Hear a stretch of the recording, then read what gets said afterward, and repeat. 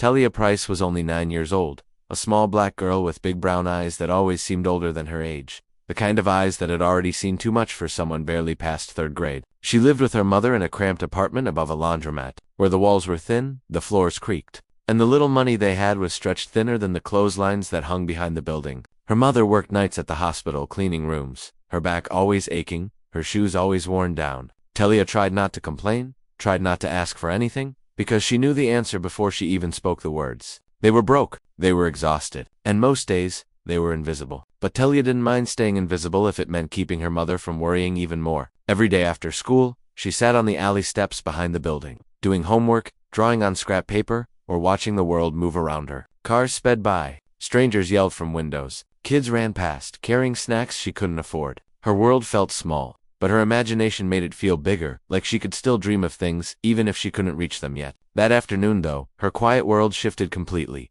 The rumble came first, low, heavy, like distant thunder rolling closer. Then the engines appeared, one by one, like beasts on wheels, roaring down the street. Everyone nearby stepped back. Even the store owners peeked from doors. A formation of motorcycles, shining chrome and black leather, pulled into the alley. On their jackets was a red and white patch that made people tense up immediately. Hell's Angels. Even if you'd never met one, you knew the reputation. Dangerous, rough, the kind of men you avoided unless you wanted trouble. But one biker lagged slightly behind the others, struggling to push his bike the last few feet. The engine sputtered and died, leaving him stranded in front of the laundromat steps where Talia sat. She clutched her backpack, unsure whether to run or stay perfectly still. The man swung his leg off the bike. He was huge, towering, with a beard that nearly touched his chest, tattoos stretching over both arms, and eyes that looked exhausted, like life had thrown him one punch too many. His vest read Rider San Diego chapter. He cursed under his breath, kicking the gravel. The rest of the bikers parked ahead, talking loudly, waiting for him. Talia watched him hesitate, patting his pockets over and over like he was searching for something important. Finally,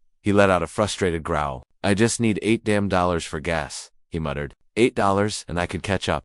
$8, that number stung. Talia's fingers curled around her backpack zipper, because yesterday, at school, her teacher had given her a rare gift, a crisp $10 bill for winning the class reading contest. $10 that she had guarded like treasure. $10 she had planned to save for something small but special, maybe a new sketch pad, maybe a pair of shoelaces to replace the frayed ones she'd been tying 3 times just to keep her shoes together. But hearing the biker, hearing the strain in his voice, the way he kept glancing toward the other riders as if ashamed to fall behind, something tugged inside her chest. She didn't know who he was. She didn't know what the Hells Angels truly did. She didn't know if he was the kind of man people warned her to stay away from. But she did know one thing. She knew what it felt like to need help and get none. Slowly, cautiously, she stood up. The biker didn't see her at first. He was too busy shaking his head and muttering about time, distance, and bad luck. Talia cleared her throat softly, like a mouse trying to speak. He spun around quickly, surprised. "What are you doing out here alone?" His voice was rough but not angry, more like gravel rolling over asphalt. "You need something, kid." Talia swallowed hard.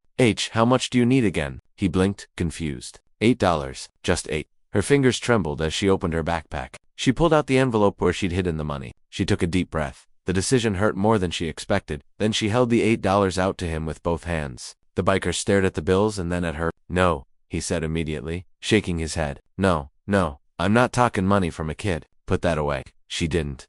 "You need it," she whispered. "And I can help." He looked like he didn't know what to do. For a moment, this giant man, who looked like he could lift a motorcycle with one arm, seemed almost small. He sighed, rubbing the back of his neck. "What's your name?" "Talia." "Well, Talia, I can't take your last dollars."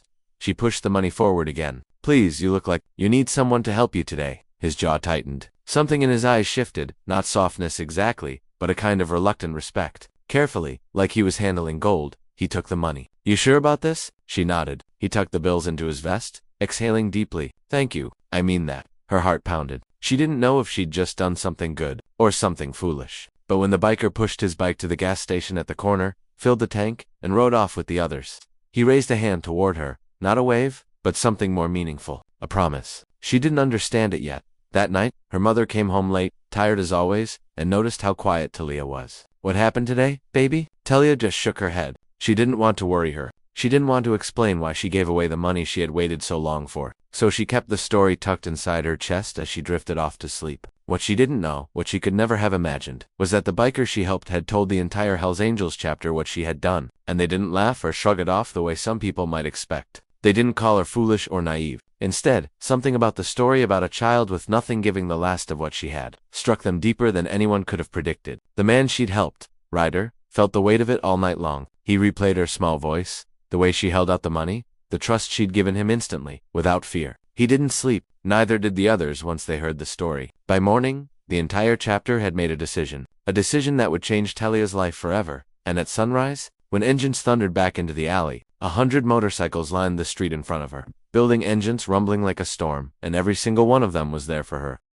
The thunder in the alley came before the sunlight reached the buildings. It rolled through the neighborhood like the sky had opened up, but there wasn't a cloud anywhere. Talia woke to the vibration in her bedroom walls, the clatter of picture frames shaking, and her mother shouting her name from the kitchen. She stumbled out of bed, rubbing her eyes, wondering if the laundromat machines had exploded again. But when she looked out the window, her breath caught in her throat. The entire street was filled not with cars, not with police, not with people running, but with motorcycles. Row after row, lined up like an army. Chrome flashed. Leather jackets glinted in the rising sun, and on the backs of those jackets, the same symbol repeated like a stamp of danger and power, Hell's Angels. Her mother froze beside her, hand on her chest as if trying to steady her heart. What in the world? She whispered, almost choking on the words. Talia, get away from the window. But it was too late. One biker looked up and spotted her in the window, and immediately the others followed. Instead of anger, instead of suspicion, their faces lit up with something she didn't understand. Respect? Approval? Gratitude? She wasn't sure. Then she saw him, Ryder, the same man she'd helped the day before. He stood in the middle of all of them, arms crossed, wearing a look that wasn't rough or intimidating now, just determined that someone knocked at their door. Her mother spun around, grabbing a broom like it was a weapon. Talia's heart hammered so loudly she thought the bikers could hear it.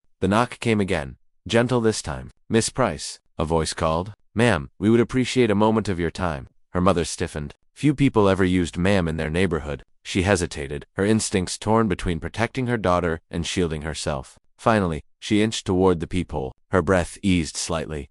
It's that man from yesterday, she whispered. The biker. She opened the door only a crack. Ryder stood there, shoulders broad enough to block half the hallway, hands resting calmly at his sides. His face wasn't harsh or cold. It was honest, steady. Morning, ma'am, he said with surprising politeness. I'm Ryder. Your daughter helped me yesterday, and we're here because we owe her something that needs to be repaid. Her mother's eyebrows knit tightly. Repaid, sir. She shouldn't have given you anything. She doesn't have much. None of us do. Ryder nodded slowly. Yes, ma'am. And that's exactly why what she did matters. He stepped back, motioning for her to look outside. The engines all shut off at once. The sudden silence was louder than the noise. 100 Hell's Angels stood at attention, hands clasped, faces serious. Not mocking, not threatening.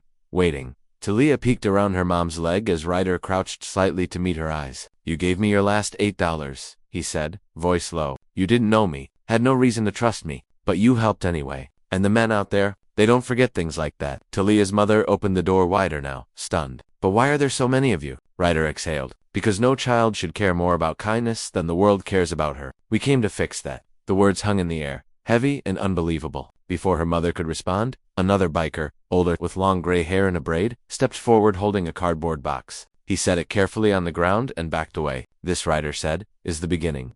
Her mother eyed the box warily. What's in it? Ryder motioned for Talia. Open it, sweetheart. Nervous. She slid her fingers under the flaps and lifted them. Her jaw dropped. Inside were stacks of notebooks, sketch pads, colored pencils, markers, and drawing sets. Enough art supplies to last her years. Her mother's eyes filled with tears. She tried to blink away. Sir, this is too much. Ryder shook his head. No, ma'am. This is too little, but it's what we could do overnight. Then, as if that weren't enough to shatter their world, the gray-haired biker returned with another box. And another shoes, clothes, a backpack, new coats, books, even a small tablet with a protective case. The hallway filled with gifts, each one handled carefully by men who looked like they'd never handled anything carefully in their lives. Her mother clutched the doorframe as tears slipped down her cheeks. Why? She whispered again. Ryder stood straighter, voice steady. Because your daughter showed more heart than most grown men I know. And because when people struggle, the world usually walks past. We don't. But the gifts, as overwhelming as they were, weren't the real surprise. Ryder cleared his throat, glancing back toward the bikes. We're not done, he said. We have something else for her. He lifted a hand and signaled. Engines roared back to life one by one, the ground vibrating. A biker stepped forward holding a helmet small, black, and shiny, decorated with a white angel wing on each side. Ryder knelt, holding it out. This is for you, he said. Because today, you ride with us. Her mother nearly fainted. Ride? Ride where? Absolutely not. Ryder raised a calming hand. Ma'am, she'll be safe. Safer than anywhere else on Earth. You have my word. Her mother looked from Ryder to the helmet to the endless line of bikers, watching them silently. She looked down at her daughter, small, trembling, but wide-eyed with a hope she hadn't seen in her in years. After a long moment that stretched into forever, she stepped back. "If you let anything happen to her?" Ryder nodded solemnly. "Nothing will." He placed the helmet gently onto Talia's head. It fit perfectly. The bikers erupted into cheers that echoed down the entire block. Ryder lifted her onto his motorcycle, securing her carefully in front of him. She held onto the handlebars, heart pounding with excitement and disbelief. The air vibrated as every biker mounted their bike. The alley transformed into a river of chrome and thunder. And then, with Ryder leading the formation, they rolled out. They rode through the city for nearly an hour, passing through neighborhoods where people stopped in mid-stunned as 100 Hells Angels escorted a tiny girl with a helmet filled with angel wings. Cars pulled aside. Strangers took videos. Children pointed from playgrounds. Even police officers stared. But the moment that changed everything came when Ryder slowed to a stop outside a small cafe just outside town. He cut the engine and helped Talia down gently. The others parked around them in a protective circle. "We need to tell you something," Ryder said, kneeling beside her. His voice wasn't playful now. It held weight. He reached into his vest and pulled out the $8 she had given him, but not the flimsy bills she expected. These were laminated, sealed like something precious. "We kept them," he said softly. "Not spent, not changed. Because this is the greatest money any of us ever received." He took her hand and placed the preserved bills into her palm. "This isn't $8 anymore. This is proof that even when you have little, you can give more than most." Talia felt her eyes sting. Ryder continued, "We have one last thing to give you today. Something bigger than gifts. Bigger than a ride." She waited, breath held. The other bikers were silent, watching. Ryder rested his large hand gently on her shoulder. "From this day forward," he said, voice deep and steady, "you are family to this chapter. Protected, respected, never alone again." Gasps rippled through the crowd inside the cafe. Even other bikers seemed moved. "Why?" Talia whispered. Ryder looked at her like she was the only person in the world. "Because you gave your last $8 to help a stranger," he said. "And to us, that makes you an angel." The sun dipped low behind the rooftops that evening, casting long shadows across the pavement as Ryder, Talia, and the other bikers finished their ride back toward her neighborhood. But everything felt different now, like the world had expanded around her, grown bigger, brighter, louder. She wasn't just a girl from a forgotten street anymore. She wasn't the quiet kid who did homework behind the laundromat steps. She was someone the whole city had seen, riding with 100 Hells Angels. Someone who had somehow turned a simple act of kindness into something none of them could have imagined. When Ryder lifted her off the motorcycle in front of her building, her mother rushed out to meet her, tears streaking down her cheeks. But there was no fear this time, only relief, only pride, only wonder at the impossible day her daughter had just lived. Ryder removed Talia's helmet gently, handling her like she was made of glass instead of courage, and passed it back to her mother with a bow of his head. "She's braver than half the men I know," he said. Her mother nodded, swallowing back a tremble. But before they could go inside, something shifted in the air. The roar of the engines faded, replaced with a strange, heavy silence. Ryder's expression changed. The other bikers stiffened, their eyes narrowed, scanning the street, and then Talia's world tilted. A black SUV had been idling at the end of the block for minutes, unnoticed until now. The windows were tinted, the engine humming low. Ryder's hand moved subtly toward his waist. The gray-haired biker stepped protectively in front of Talia. The SUV door opened, and a man stepped out, tall, dressed in a sleek suit that didn't match the rough neighborhood. He wasn't smiling. He wasn't friendly. He walked toward them with the confidence of someone who had never been told no in his life. Ryder stepped forward, towering over him, voice deep. "You're lost." "No," the man said, looking past Ryder, eyes settling on Talia. "I'm exactly where I need to be." The bikers closed in instantly, forming a wall of muscle and leather between her and the stranger. "Step back," Ryder warned. The man adjusted his cufflinks calmly. "I believe the little girl belongs to me." The words froze Talia's blood. Her mother grabbed her shoulders. "What did you just say?" The man eyed her with annoyance, like she was an obstacle, not a mother. "Her father owes me a large amount of money. He vanished without paying. That means the debt falls to his closest blood." The world seemed to tilt sideways. Talia's heart thudded in her chest. Her father, the man who had disappeared years ago without a goodbye, had never been anything more than a shadow in her memory. And now someone with power and danger in his eyes was saying she was payment for something she didn't even know existed. Her mother's voice cracked with pure fear. "You're insane if you think you're taking my child." The man raised a brow. "Your husband knew the rules, and so will she." He took one step forward, and immediately a dozen Hells Angels blocked him, looking ready to dismantle him piece by piece. Ryder's voice, low and deadly, cut through the air. "You touched the wrong girl." The suited man didn't flinch. "You're harboring something that belongs to me. That's a crime." Ryder stepped closer, his voice now the quiet kind of dangerous. "She doesn't belong to you. She doesn't belong to anybody. And if you think you're leaving this street with her, you're out of your damn mind." The man finally looked rattled, not much, but enough for Ryder to see it. He clicked his tongue, looking around at the 100 men staring him down. This isn't over, he said. Debt doesn't disappear. Neither do we, Ryder said. The man hesitated, then slowly stepped back into the SUV. I'll be back for her, he warned, pointing at Talia. The doors shut, the vehicle reversed, screeched, and sped off into the distance. The moment it vanished, Ryder turned to the others. Nobody leaves, he ordered. We're not letting this child out of our sight tonight.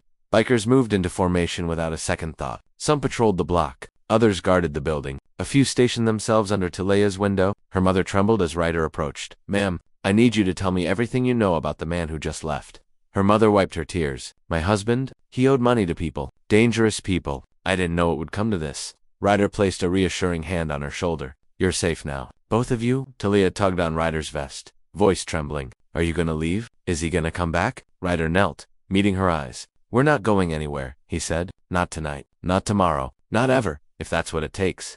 That night became the longest night Talia had ever lived. The city lights blurred through her window as she tried to sleep, but every time she closed her eyes, she saw the man's face. Yet outside, she heard the constant rumble of engines, not loud, not roaring, but steady, like a heartbeat surrounding her building. The Hells Angels stayed awake all night, watching, guarding, protecting. At dawn, Ryder entered the building quietly and knocked on her apartment door. Her mother opened it instantly. He wasn't alone. Behind him stood 5 police officers, real ones, not paid-off ones, and one detective wearing a badge around his neck. Ryder spoke firmly. We made some calls last night. That man, he's not just a loan shark. He's wanted for kidnapping in 3 states. The detective nodded grimly. We had no lead on him until your bikers here sent us video of his car. Talia gasped. Ryder rested a hand on her head. Nobody's taking you anywhere. Police cars swarmed the city for hours, and by midday, news broke. The man had been arrested at a private airstrip attempting to leave the state. When Talia heard the words, her knees buckled in relief. Her mother hugged her, sobbing. Ryder stood beside them, arms crossed but eyes soft. But the day wasn't over. The bikers led Talia outside, where the entire chapter waited for her again. Ryder cleared his throat, calling everyone's attention. Brothers, he said. Yesterday this little girl changed our lives. Last night we protected hers. Today, we make sure no one ever threatens her again. He turned to her mother. If you'll allow it, we'd like to take responsibility for Talia's future. Her mother blinked. What does that mean? Ryder stepped aside. The gray-haired biker carried forward a folder. Inside it were documents, legal ones, scholarships, financial support forms, community sponsorship, and at the top, printed clearly, full educational fund paid in advance. Her mother's hand flew to her mouth. Talia stared, confused. Ryder opened the folder for her. This means, he explained gently, that from this day forward, every school book, every class, every supply, every year, middle school, high school, even college is fully paid for. No debt, no struggle, no fear. Talia dropped the laminated $8. She couldn't even breathe. Ryder caught the bills, smiling softly. You gave me $8, he said. We're giving you the world. The bikers clapped, some shouting, some whistling, some wiping tears they pretended were dust. But Ryder wasn't finished. He kneeled, pulling out something small and shining. A necklace, a tiny silver angel with wings outstretched. This, he said, clasping it around her neck, is a reminder. Not of us, but of you, of what you did, of who you are. He leaned closer. You're the kind of person who gives her last $8 to a stranger. And people like that, they change the world. Talia threw her arms around him, and for the first time in years, she felt safe. Truly safe. The story of the little black girl who helped the Hells Angels spread across the city in days, then across the state, then across the country. News crews asked for interviews. People mailed gifts. Scholarships poured in, even though she already had one set for life. But the most powerful part came weeks later.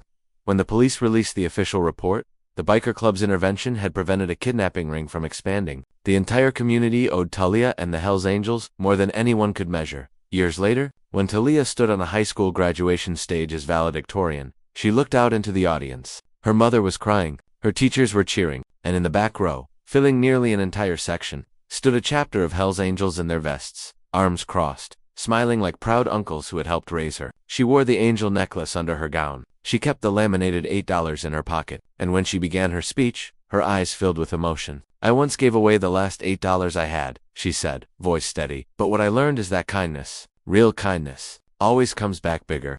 The bikers roared, engines rumbling outside the auditorium, and Talia smiled because she knew her life had been changed forever. Because she knew family isn't always blood. Because she knew angels don't always have wings. Sometimes, they ride motorcycles.